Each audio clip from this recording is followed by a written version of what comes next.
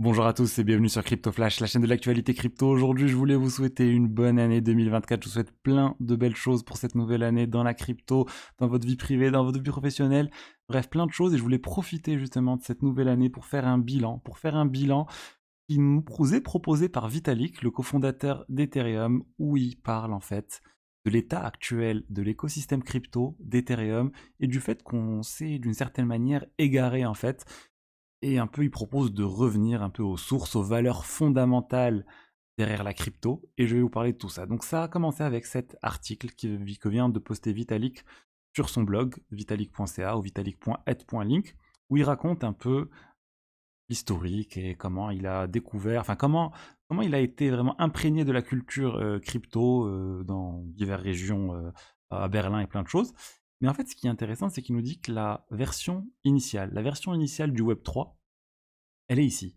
C'est quelque chose qui il y avait une grosse partie autour d'Ethereum et des smart contracts, mais il y avait aussi toute une partie autour du stockage décentralisé avec le protocole Swarm, et aussi toute une partie autour des communications décentralisées avec Whisper. Swarm et Whisper existent encore d'une certaine manière, mais on en parle beaucoup moins. Whisper, ça s'appelle Waku. Swarm, il y a une autre solution qui fonctionne beaucoup mieux, qui s'appelle IPFS, qui est largement utilisée. C'est pas complètement lié à la blockchain, mais c'est décentralisé. Mais en fait, il dit, le problème, c'est que depuis 2017 et la vague des ICO avec les levées de fonds, etc., eh ben, la vision initiale, on l'a un peu perdue. Et actuellement, la seule vraie application non financière qui est utilisée écosystème crypto vraiment à grande échelle, c'est ENS, l'Ethereum Name Services, où on associe un sorte de nom de domaine à une adresse Ethereum et ça représente l'identité de la personne. Et en fait, bah, la plupart des personnes utilisent toujours, enfin utilisent bien des crypto-monnaies, surtout pour recevoir et envoyer de l'argent, et souvent ils le font via des solutions centralisées pardon, et pas décentralisées, comme l'envoi d'USDT sur la blockchain TRC20. Et il a d'ailleurs posté, regardez, cette petite image très sympa de lui devant Justin Sun, donc le fondateur de Tron, en mettant un commentaire, je trouve très très drôle, l'humble fondateur de Tron et le pionnier de la décentralisation, Justin Sun, qui vraiment est en train de mener bravement le, le réseau social le plus décentralisé de l'écosystème à travers le monde. Bref, il est en train un peu de se moquer de Justin Sun parce que Tron, c'est quelque chose quand même assez centralisé, on va dire. Et en fait, pour lui, le fait qu'on se soit petit à petit orienté vers des protocoles ou vers des applications, vers des blockchains assez centralisées, eh ben, c'est lié à une chose principalement, et c'est lié à la hausse des frais des transactions. Et là, 100% d'accord, sur Ethereum, pendant longtemps, on avait des frais de transaction très faibles. Petit à petit, ça a commencé à exploser, et au précédent bull run, on a eu des frais de transaction qui pouvaient aller jusqu'à 100 dollars pour réaliser un trade. C'est juste complètement hallucinant. Et qui peut se permettre de réaliser ce type de transaction sur la blockchain? C'est que ceux qui ont énormément d'argent, c'est que pour les gamblers, les degen, ceux pour qui 100 dollars ça représente pas grand chose. Et c'est pour ça qu'on se retrouve avec une blockchain qui est très orientée autour des services financiers, parce que les seules personnes qui peuvent se permettre d'utiliser cette blockchain, c'est les utilisateurs de services financiers à grande échelle qui ont beaucoup d'argent, et on s'écarte du coup de l'usage de la blockchain pour des services non liés à la finance. Mais Vitalik nous dit qu'il y a de l'espoir. On est en 2023, il y a beaucoup de choses qui ont changé. Les roll-ups, ces solutions de niveau 2 se sont mis à exister et permettent d'avoir énormément de transactions qui sont réalisées sur des blockchains liées à Ethereum. Je vais parler là d'Ethereum, mais tout ce que je vais dire, c'est applicable à un certain nombre d'autres écosystèmes. On peut parler de crypto aussi. Vitalik se focalise, il parle beaucoup d'Ethereum pour pas dire crypto, c'est une résolution qu'il avait prise il y a quelques temps. Mais bon, donc je vous ai dit les roll-ups, voilà, ça fonctionne plutôt bien. Il y a eu aussi un regain d'intérêt sur les solutions qui permettent d'avoir plus d'anonymat sur la blockchain. On avait vu un peu le backlash autour de Tornado Cash, le fait que ça a été mis sur liste noire, etc. Mais là, on a d'autres solutions qui sont en train de naître, telles que Railwhale, Nocturne, qui permettent un peu de faire ce que pouvait faire à l'époque Tornado Cash, avec des mécanismes en plus aussi, pour rassurer, on va dire, le régulateur. La compte abstraction, c'est quelque chose qui est en train de prendre, selon Vitalik. C'est, vous savez, cette notion d'avoir des wallets sous forme de smart contracts qui permettent d'avoir plein de fonctionnalités supplémentaires, qui permettent d'avoir un service de perte, on va dire, d'accès à votre compte en confiant à d'autres personnes le droit de vous redonner accès à ce compte. On a les light clients, c'est quelque chose qui est très important, qui a longtemps été oublié sur Ethereum, qui est en train de revenir. Ça permet en fait de pouvoir vérifier l'intégralité de la blockchain en se basant uniquement sur vous et sur le logiciel que vous avez sur votre PC sans avoir besoin d'interagir avec un service distant, c'est très important. Et les technologies Zero Knowledge Proof, où tout le monde pensait être à une dizaine d'années ou très très loin, et en fait qui sont arrivées beaucoup plus tôt que prévu, et qui permettent d'avoir une expérience utilisateur plus intéressante et de rajouter aussi de la confidentialité pour les utilisateurs.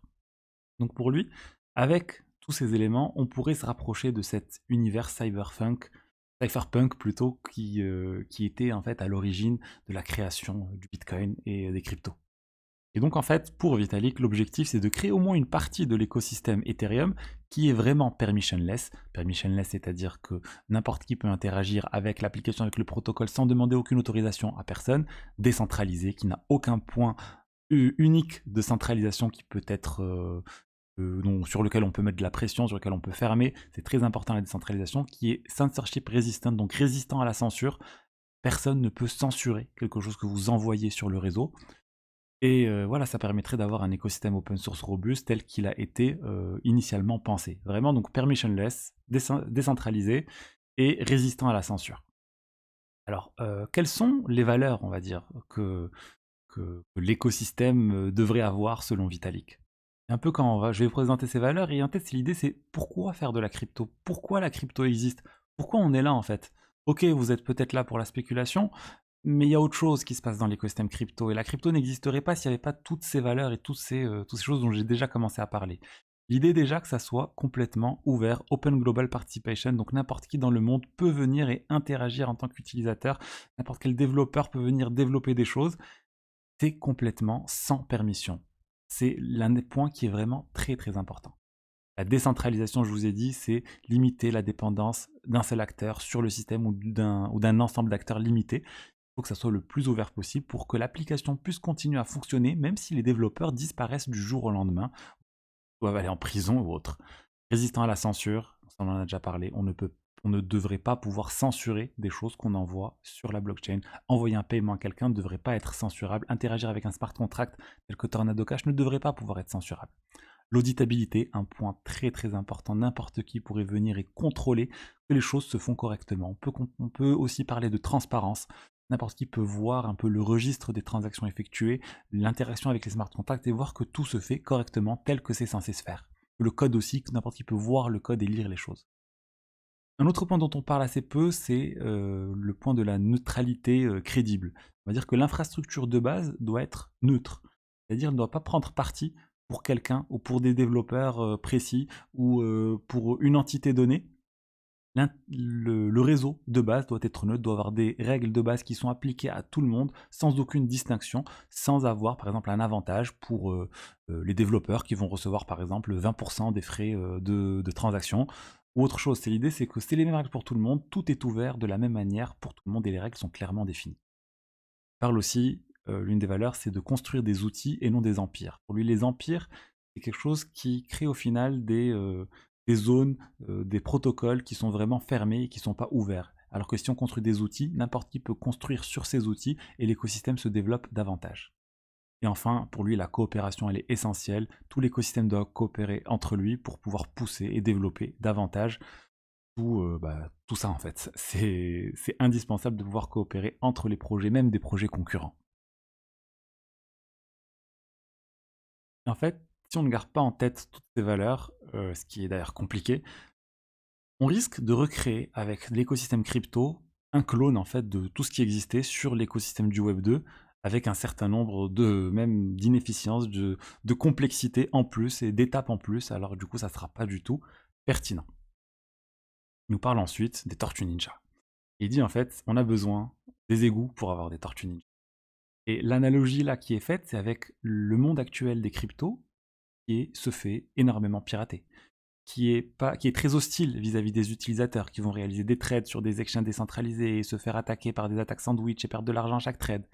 On est dans un écosystème où les gens perdent régulièrement de l'argent, malheureusement. Et le point qui est le plus parlant, c'est celui des piratages des exchanges, des piratages des wallets, des piratages des smart contracts.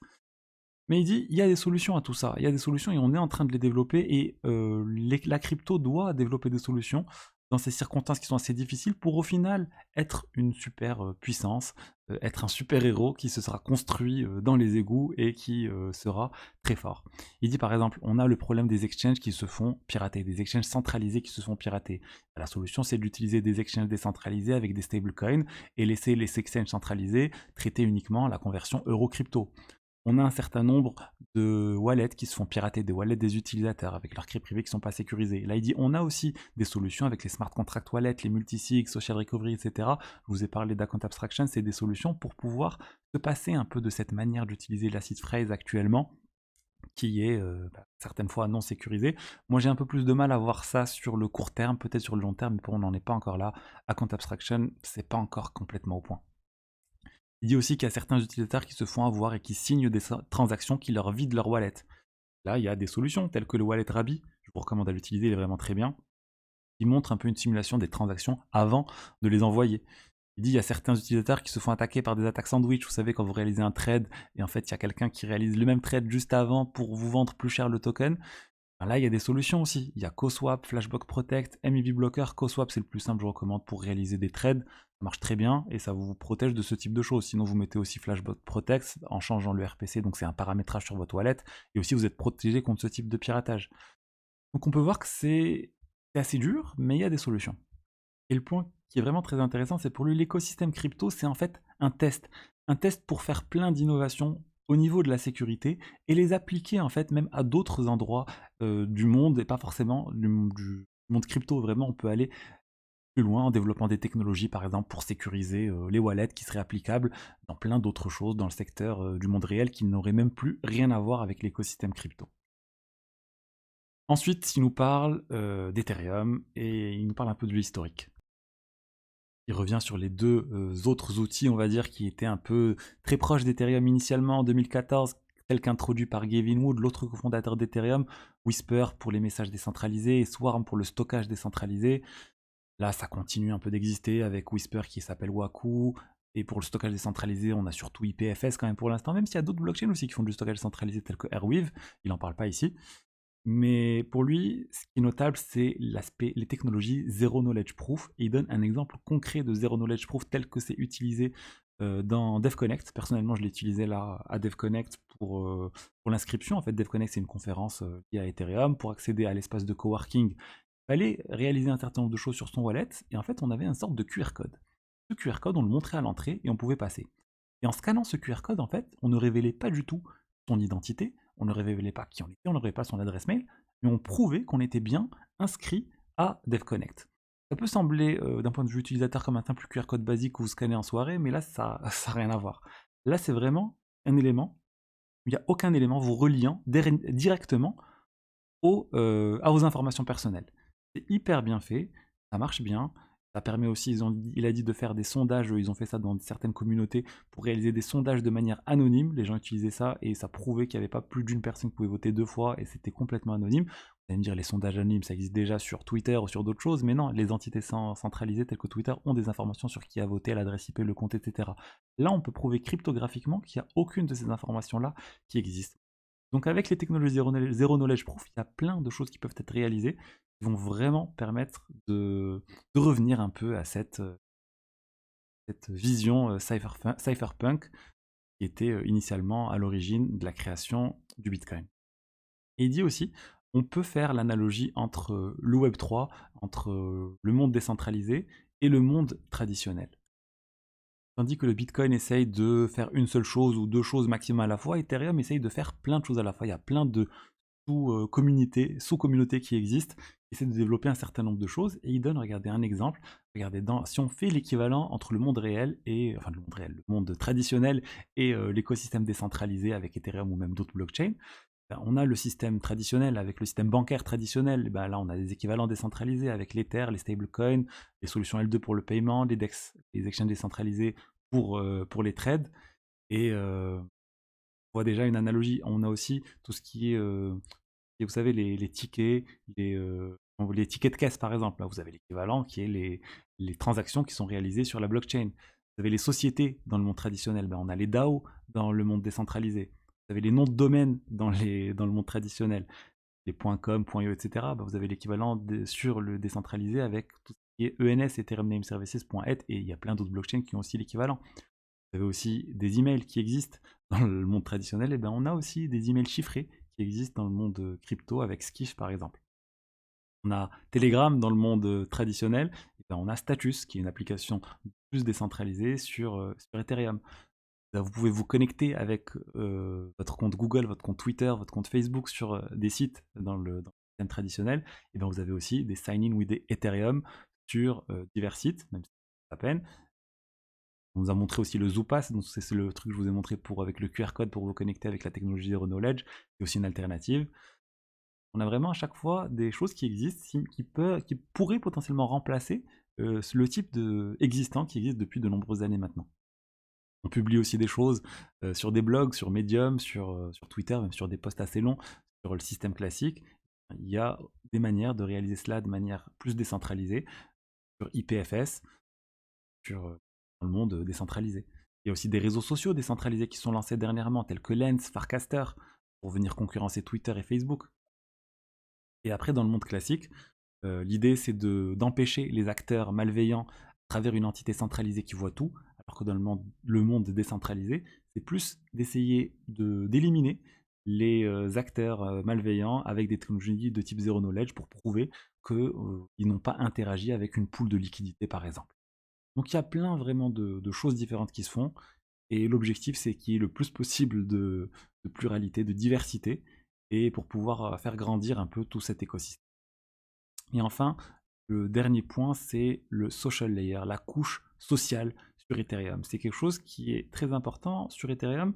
Oui, il y a le code, oui, il y a ce qui est sur la blockchain, il y a les transactions, etc. Mais il y a aussi toute une communauté, il y a aussi tout un consensus qui se crée, il y a aussi toute une gouvernance qui ne se fait pas sur la blockchain, qui ne se fait pas à partir de votes de tokens.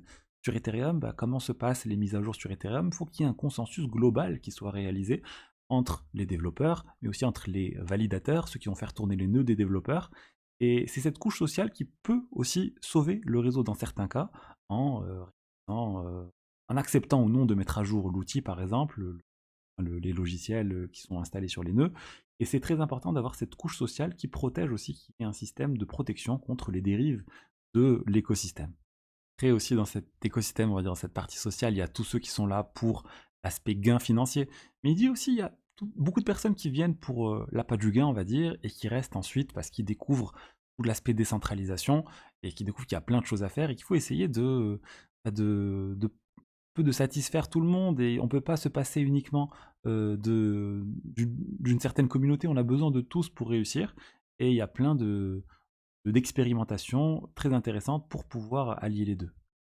Je ne vous ai pas lu en détail tout ce qui se dit, et il y a plein de nuances, et je vous invite à lire le blog en détail pour avoir plus d'informations sur le sujet. C'est vraiment très intéressant, c'est un peu une vision globale de l'état des cryptos actuellement, et d'essayer de voir un peu plus loin l'aspect financier qui intéresse beaucoup de monde. Et je ne vais pas mentir, moi le premier, je veux que ce que j'ai en crypto grandit en valeur, mais je m'intéresse aussi à la tech parce qu'il y a plein de choses aussi qui se font, et c'est aussi potentiellement un moyen d'identifier là où les projets vont se développer potentiellement le plus, là où il y a peut-être des tokens qui se vont lancer. On en revient à l'aspect financier, mais c'est toujours bien vraiment s'intéresser quand même à autre chose et de voir qu'est-ce que l'écosystème crypto pourrait devenir, qu'est-ce que l'écosystème crypto pourrait remplacer. Là, je pense qu'on est vraiment au tout début et on est très focalisé sur l'aspect finance, mais il y a plein d'autres choses qui peuvent être bouleversées, qui peuvent être changées grâce aux cryptos, grâce à la décentralisation. Mais bon, pour l'instant, on n'en est pas encore là. Donc voilà ce que j'avais à vous dire aujourd'hui sur ce sujet. Il y a beaucoup de choses à dire. On reprendra demain les vidéos d'actualité. Et je vous dis au revoir.